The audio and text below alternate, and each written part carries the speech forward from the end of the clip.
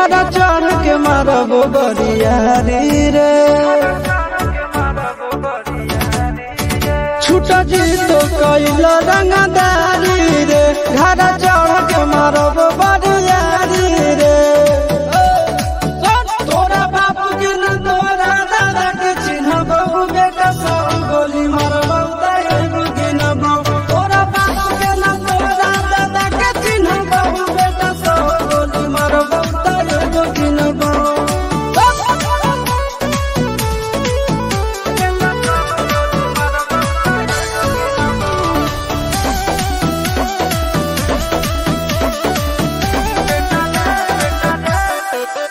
बेटा रे काटा से ठोक देबो चिमनी के भाठा में झोंक देबो देखबो कवन बाप बचैतौ तोरा प्रशासन के गाड़ी भी रोक देबो बेटा जी सुनो बेटा रे काटा से ठोक देबो चिमनी के भाठा में झोंक देबो देखबो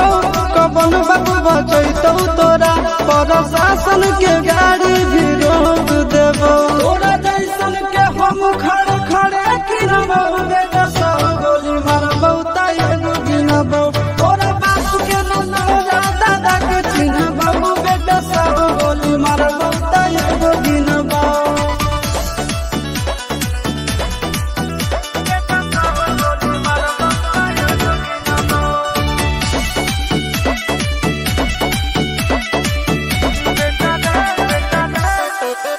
बेटा रे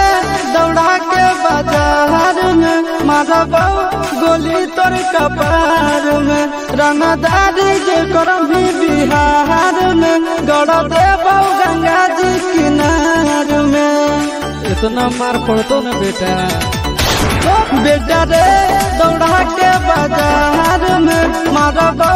गोली तोर कपार में रंगदारी जे करभी बिहार में गड़ देबो गंगा जी किनार में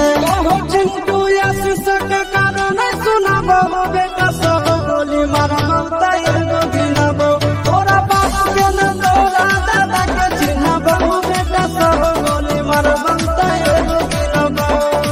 मारत मारत पिछुआरा लाल कर दे बेटा ध्यान से बाप इधर है।